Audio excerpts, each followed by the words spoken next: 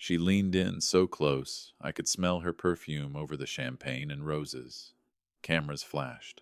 The string quartet kept smiling through the notes like nothing in the world could go wrong. "Old man," she whispered, lips still curved for the guests, "you're buying us a house within 30 days, or I'm walking away. And when I do, you'll only see your son in court."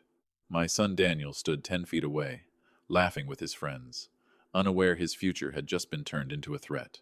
I nodded once. Not because I agreed. Because in that moment I realized she had finally said the quiet part out loud and I had it. Not a feeling, not a suspicion, a record, a pattern, a plan. And before this night was over, I wasn't going to scream or flip tables.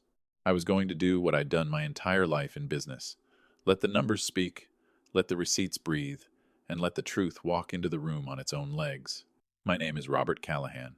I own 4 HVAC companies across northern Texas built from a rusted pickup and a borrowed ladder back in 1992. Daniel is 32, a software engineer with a good heart and the kind of trust that makes predators drool. The first time he brought Lila Hart to my home in Fort Worth, she didn't look at him the way a woman in love looks at a man. She looked past him at square footage, hardwood, the Sub-Zero fridge, the family photos like she was pricing the life she planned to take. If you're listening from Texas or anywhere else, drop your city in the comments. And if you want more stories where quiet patience beats loud chaos, subscribe now. The first dinner. The first dinner she attended at my house told me more than any background check ever could. Daniel was glowing. He'd brought a bottle of wine he couldn't pronounce and introduced her like he'd discovered something rare. Lila smiled. Perfectly measured, practiced, but her eyes never stayed still. They moved the way investors scan blueprints. "How long have you owned this place?" she asked before the appetizers were cleared. "Since '98, I said. "Paid off?" Daniel laughed like it was harmless curiosity. I noticed she didn't laugh. She complimented the hardwood floors, asked about property taxes in Fort Worth, wondered out loud whether I planned to retire soon.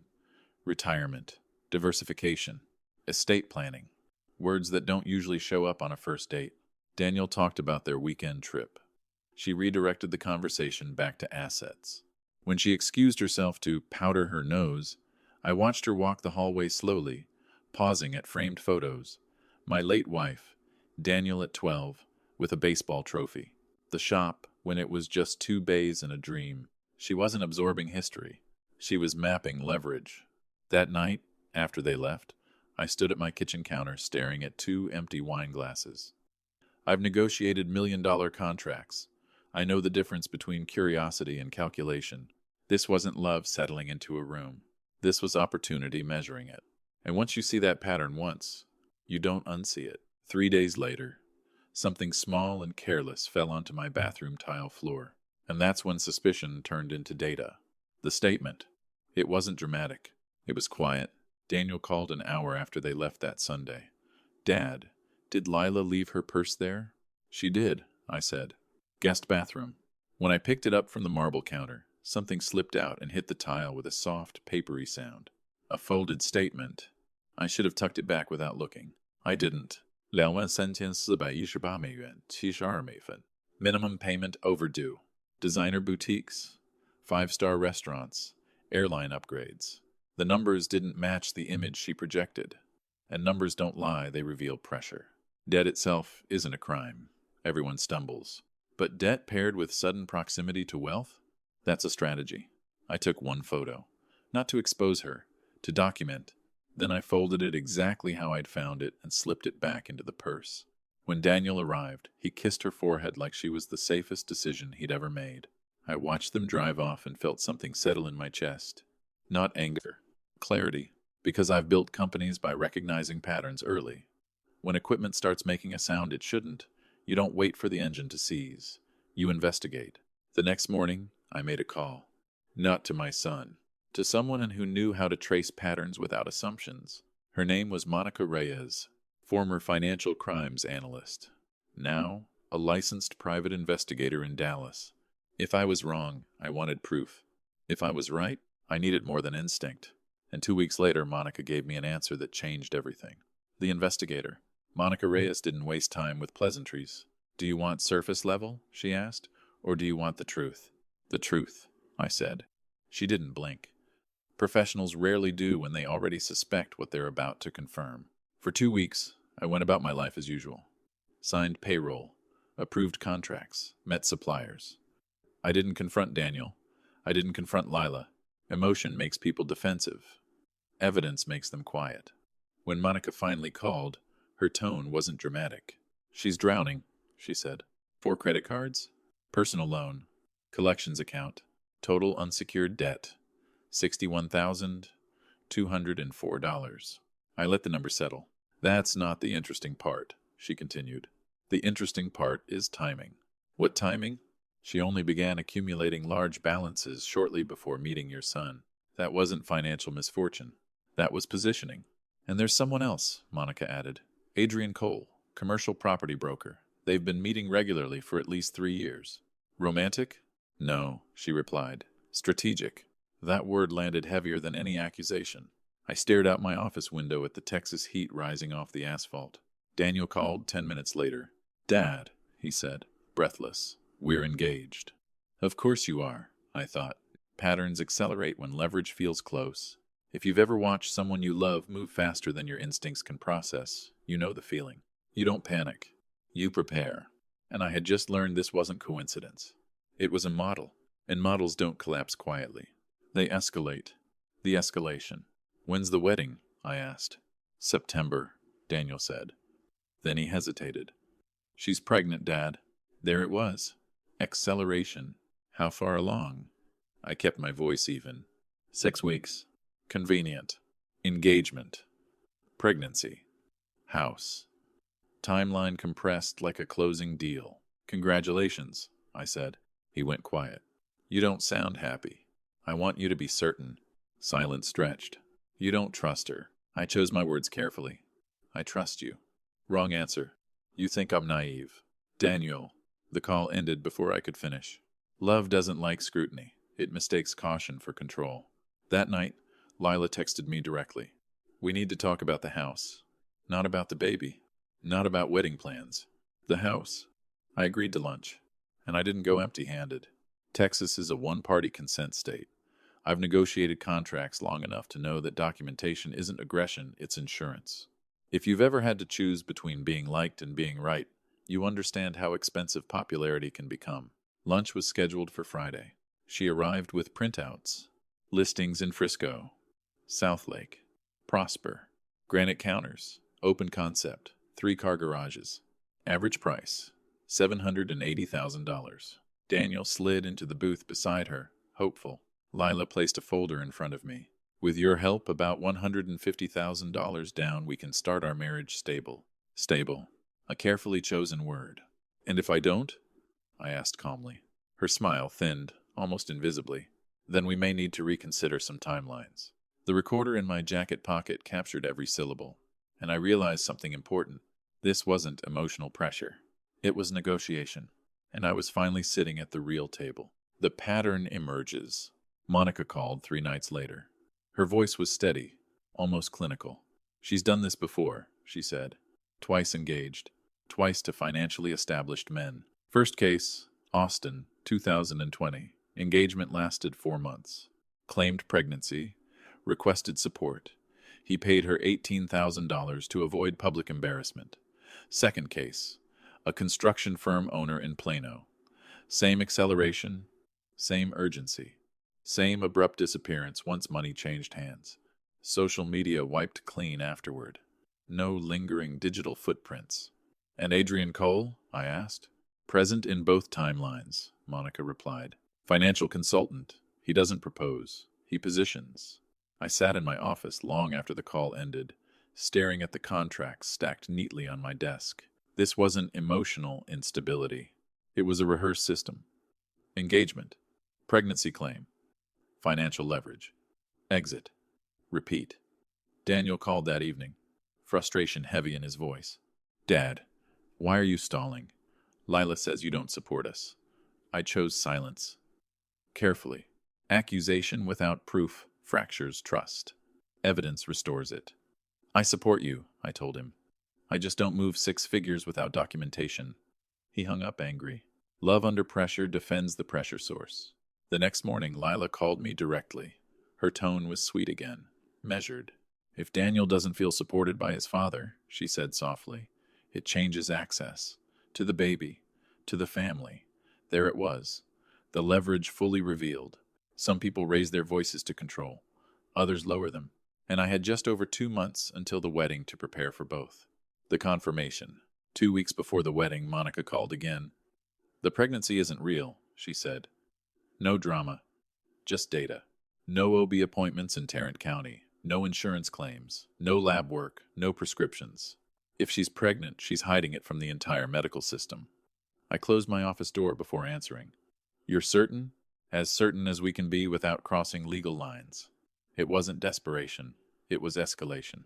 I looked at the framed photo on my wall. Daniel at 12, holding a baseball trophy, grinning like the world was simple. He has always trusted easily. She knew that. That evening, he came by unannounced. "Dad, why can't you just be happy for me?" he asked, exhausted. "I want you protected," I replied. "From what?" "From someone who sees you as an opportunity." His jaw tightened. "You hired someone to spy on her."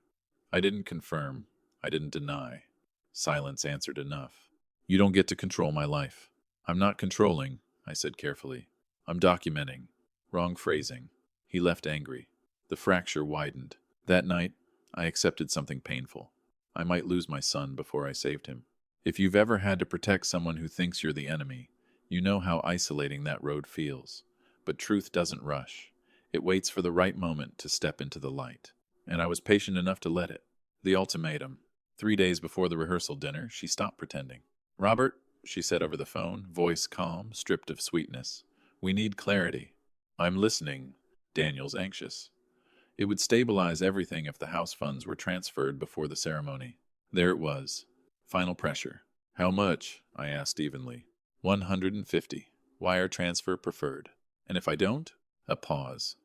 Then softer. Colder. "Then I walk.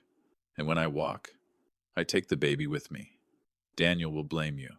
No raised voice. No hysteria. Just strategy. "You're sure about that?" I asked. "I am." When the call ended, I didn't feel anger. I felt confirmation. Motive. Coercion. Intent. Clear enough for any courtroom. I backed up the recording in 3 places. Laptop. Cloud. External drive. Then I called Daniel. "I've changed my mind," I told him. "After the wedding, we'll talk about the house." The relief in his voice almost broke me. "Really?" "Yes, because sometimes the only way to expose a lie is to let it grow large enough to collapse publicly. If you're still listening, you understand something about timing. Loud reactions feel powerful.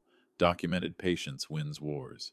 If you value stories where preparation beats panic, consider subscribing. Quiet strength doesn't trend, but it protects.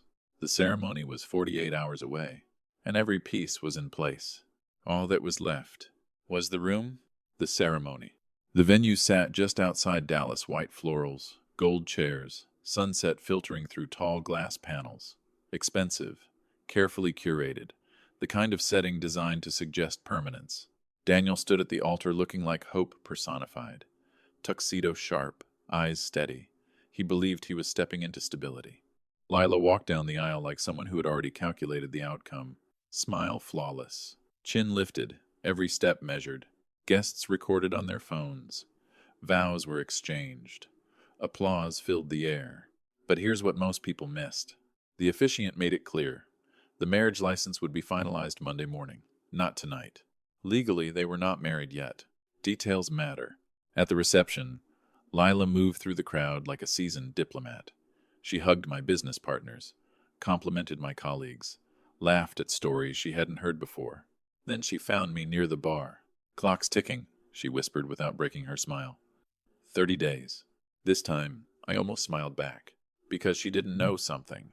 The AV technician had already confirmed my presentation was cued. The remote rested inside my jacket pocket, and my attorney had reviewed every slide. The best man finished his speech. The maid of honor cried beautifully. The DJ lifted the microphone. "And now," he announced, "the father of the groom." I stood slowly, adjusted my cufflinks, took the microphone. If you've ever had to choose between one night of discomfort and a lifetime of damage, you know the cost of hesitation. I pressed the button. And the room changed. The reveal begins. There's a very specific kind of silence that falls over a room when celebration turns uncertain. It starts small. Forks pause midair. Laughter fades half a second too early. I held the microphone steady. "Daniel," I began, "you are the greatest thing I've ever built." Soft laughter, warmth, familiar rhythm. Then I inhaled slowly. "And because of that, I cannot let you build your life on a lie." The screen behind me lit up. Slide 1. Credit reports. Balances highlighted in red. $61,204.18 in unsecured debt. A murmur moved across the ballroom like wind through tall grass. Leela stood slowly. "What is this?" she demanded, voice sharpened but controlled. "Public financial records," I replied calmly.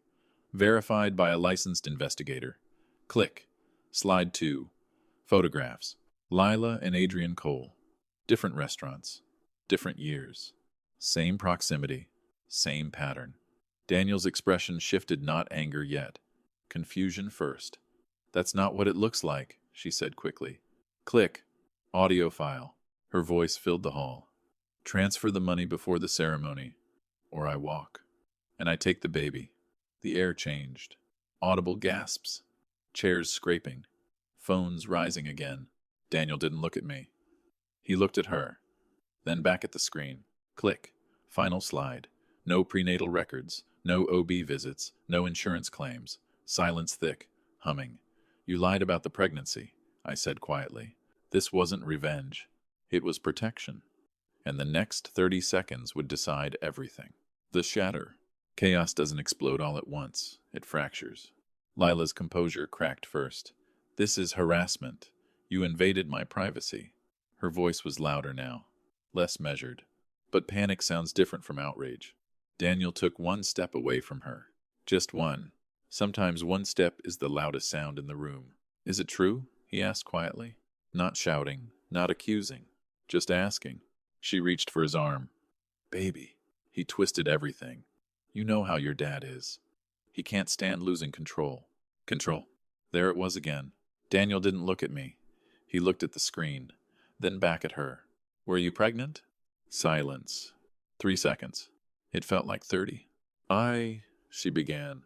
That hesitation said more than any confession could. A few guests stood and slipped toward the exits. The DJ froze behind his booth. Someone in the back whispered, "Oh my God."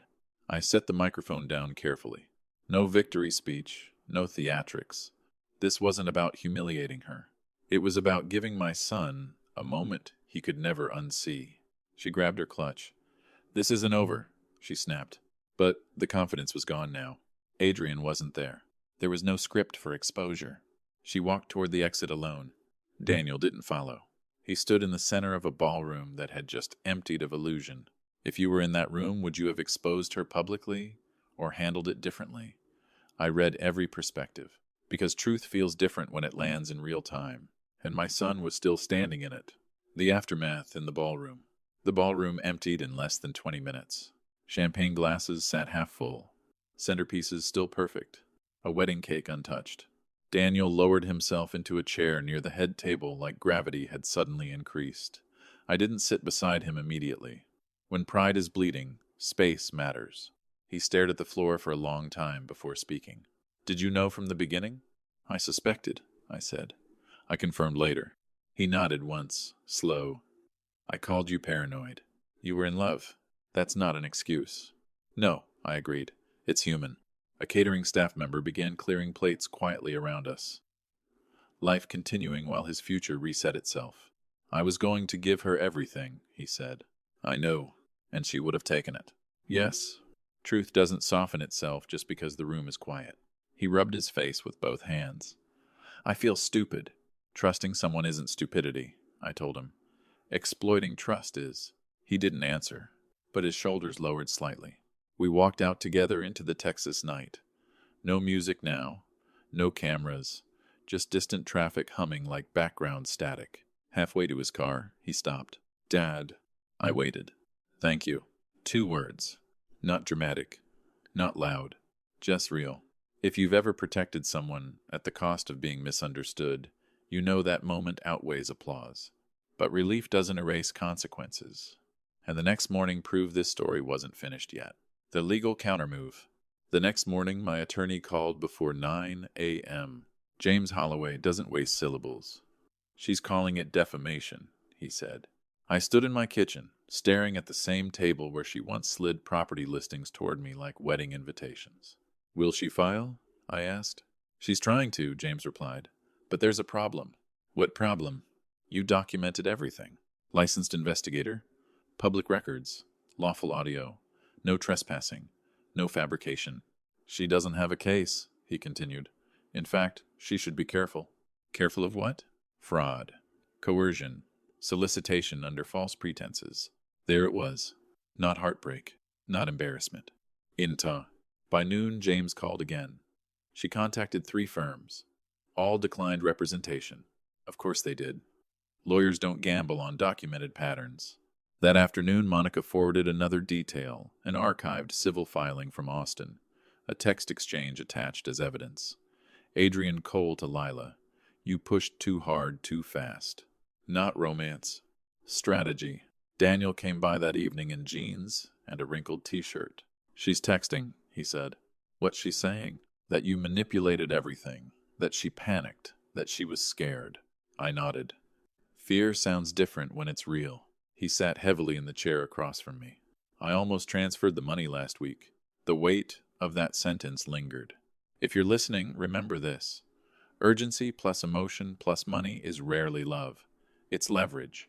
But Daniel still had one more conversation to finish. And this time, he would stand alone. The call that closed it. He didn't call her from my house. He didn't do it in anger. He called her from his apartment, alone. Later that night, he came by and stood in my kitchen without speaking for a moment. It's done, he said finally. No shaking hands, no dramatic collapse. Just a man who had walked through fire and come out steady. What did you say? I asked. I told her I knew about Austin, about Plano, about the pregnancy. He paused. I told her I wasn't wiring anything. Ever. I nodded once. She tried one more angle, he continued. Said you poisoned me. Said I'd regret choosing you. And? He looked up at me, clear-eyed. I didn't choose you, he said. I chose myself. That sentence mattered more than the wedding ever did. Manipulation survives on confusion. It collapses under clarity. She cried, he added. Then she threatened lawyers. Then she hung up. No yelling? I asked. No. No drama? No. He sat down at the table and stared at the wood grain like he was memorizing it. I returned the ring, he said. I lost the deposit. How much? Doesn't matter. That's when I knew the lesson had landed. Loss measured in money is temporary. Loss measured in dignity lasts longer. If you've ever had to cut someone out who felt like your future, you know how heavy that decision is. But sometimes, the real victory isn't exposure. It's exit. And now that the door was closed, healing could finally begin. But healing isn't loud. It shows up in small, ordinary Saturdays. The quiet Saturdays. Healing didn't arrive with fireworks. It showed up at 7:30 a.m. on a Saturday. Daniel walked into the shop with coffee in one hand and work boots laced tight. No talk about Lila. No mention of the wedding. Just, what are we working on? We replaced compressors, ran diagnostics, balanced accounts. The rhythm of real work has a way of cleaning out noise. Around noon, we sat on overturned buckets behind the building, eating sandwiches wrapped in paper towels. I think I was more in love with being chosen, he said quietly, staring at the asphalt, than with her. That's growth. Validation can feel like proof you've made it. Someone wanting you intensely feels like success. But intensity isn't commitment. I confused urgency with devotion, he added. Urgency usually means pressure, I replied. Real stability moves slower. He nodded. I'm seeing a therapist. That surprised me in a good way. Figured I should understand why I ignored red flags. Self-awareness is heavier than revenge. Weeks passed. He kept coming in. No shortcuts. No big announcements. One evening, as we closed up, he said, I'm not afraid of love anymore. I'm just not in a hurry. That sentence told me the fracture had sealed. If you're listening and rebuilding after betrayal, don't rush to replace what broke. Build something inside first. But life doesn't just test relationships. It tests independence. And Daniel was about to face a decision that had nothing to do with romance and everything to do with legacy. The second shop, it started in my office on a Tuesday afternoon. Daniel stood across from my desk, hands in his pockets, posture steady. "I've been thinking about expanding," he said. "Expanding how?" "Second location, Arlington side, smaller footprint, focus on fleet contracts, lean team." It was a solid proposal. Conservative, practical, not flashy. "You asking for investment?" I asked. He hesitated for half a second, then shook his head. "No." That surprised me more than the engagement ever had. "I want to do it myself," he continued. "Bank loan, my risk, my name. No urgency. No emotional leverage. Just measured confidence." "What changed?" I asked. He smiled faintly. "I don't want shortcuts anymore." Months ago, he had almost wired $150,000 under pressure. Now he was choosing slower growth with personal accountability. "If you fail?" I asked. "I learn. And if you succeed?" "I earn it." I stood and walked around the desk, not to control, not to direct, just to stand beside him. "You'll have my advice," I said, "not my check. That's all I want. If you've ever rebuilt after nearly losing yourself, you understand this moment. Growth isn't dramatic. It's disciplined." 3 months later, he signed the lease. No ribbon cutting. No announcements. Just keys in hand, and a man who finally understood the difference between being rescued and building something of his own. Opening day. The morning Daniel opened the second shop, there were no balloons, no photographers, no congratulatory banners.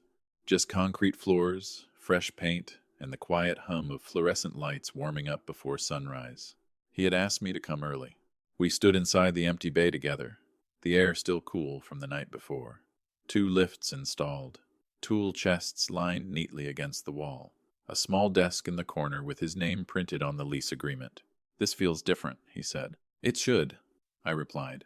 Different because there was no pressure behind it, no manipulation, no deadline forced by someone else's agenda. Just effort, just risk, just ownership. He ran a hand across one of the new tool cabinets, almost like he was testing whether it was real. "I almost handed my future to someone who didn't build any of this," he said quietly. "But you didn't," I answered. He nodded once. When the first fleet truck pulled in later that morning, Daniel didn't rush. He didn't perform. He just got to work. Grease under his nails. Focus in his eyes. Not chasing validation. Earning stability. If you've ever rebuilt after a near collapse, you know how powerful quiet progress feels. It doesn't shout. It compounds. That afternoon, he locked up and looked back at the building sign with his name on it. "No rush," he said. "No shortcuts." And for the first time in months, I didn't see a son recovering from betrayal. I saw a man who understood consequence. But legacy isn't just about business. It's about what you teach the next generation to recognize. The real test. About 4 months later, Daniel sent me a simple text. "Dad, can we come by Sunday?" "We." That word carries weight after betrayal. Her name was Emily. No designer labels, no strategic compliments. She brought a homemade pecan pie, handmade, not bakery boxed. That detail told me more than most resumes. She asked about the shop, but not revenue, not expansion plans, just stories. "How did you get your first client?" she asked me at the dinner table. Daniel watched quietly, observing, learning. She listened when I answered, not scanning the room, not calculating square footage, just present. Halfway through dinner, she said something simple. "It's impressive what you built from scratch. That kind of patience is rare. No curiosity about inheritance. No questions about retirement timelines. Just respect." After dessert, Daniel walked her to her car. When he came back inside, he didn't sit right away. "Well?" he asked. I wiped down the counter slowly. "She looks at you," I said. "Yeah? Not at your future." He let out a breath he'd been holding. "That's good," he said. "That's the difference. Real affection feels steady. It doesn't rush paperwork. It doesn't weaponize urgency. It doesn't require wire transfers. If you've been burned once, you start noticing tone shifts, pacing, pressure. And maybe if you're still listening, you've learned to notice them too. Weeks passed. No deadlines. No ultimatums. Just time. And this time was on his side. But growth isn't proven in relationships alone. It's proven in restraint. The restraint. Daniel didn't rush this time. No sudden engagement announcements, no dramatic declarations. Just Sundays, dinners, slow conversations, and steady work at the shop. One evening, as we locked up after a long day, he leaned against the hood of a Silverado and looked at me. "I'm not afraid of love anymore," he said. "I'm just not in a hurry." That sentence told me more than any apology ever could. Fear reacts fast. Wisdom moves slower. A few weeks later, he came into my office again, same posture as before, hands in his pockets, but this time the tension was gone. "I got approved," he said. "For what?" "Loan refinance. Better rate, no cosigner." He didn't need my guarantee anymore. That was the quiet shift. Independence isn't loud. It doesn't demand applause. It shows up in paperwork signed without shortcuts. "You proud?" he asked lightly. "I am," I answered. Not because he succeeded, because he earned it. If you've ever watched someone you love step back from the edge of a bad decision and rebuild with discipline, you know how rare that is. Later that night, as he was leaving, he paused at the doorway. "Dad, next time I bring someone serious into my life, I'll ask what you see." I nodded. "I won't need to say much." He smiled and drove off. And I realized something important. Protection isn't control. It's preparation. But legacy? Legacy is what happens when they learn to protect themselves. Legacy. 6 months after the wedding that never happened, Daniel's second shop was turning a steady profit. Not headlines. Not viral success. Just consistency. One evening I stopped by unannounced.